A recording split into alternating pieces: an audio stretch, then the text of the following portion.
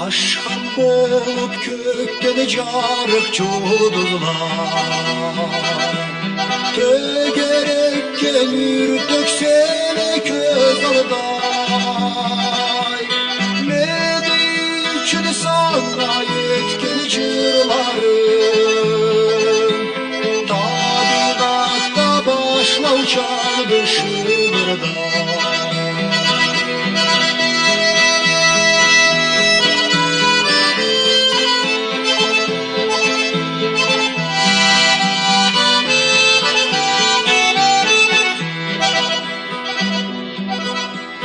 Görebilse canlı çıkıp tolganay,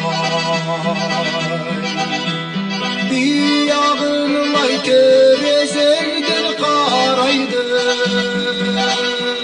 Ne için ola kırın uzalıp,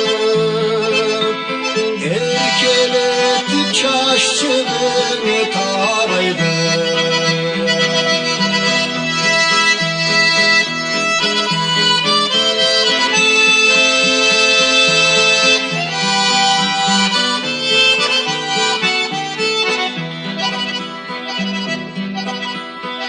İşte çeget başı vurmalar,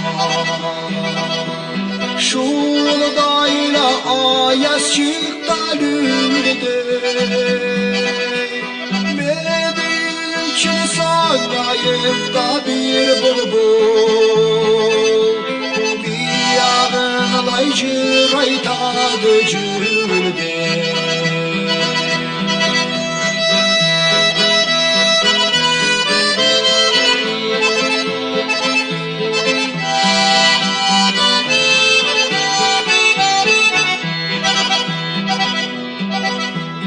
Tığlarsan tabiatlı cırına,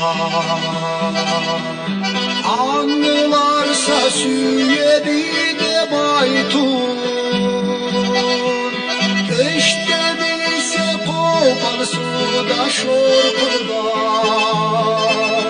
soğatsana beni yükünü tartın. İşte bilse kopar suda şorkuda,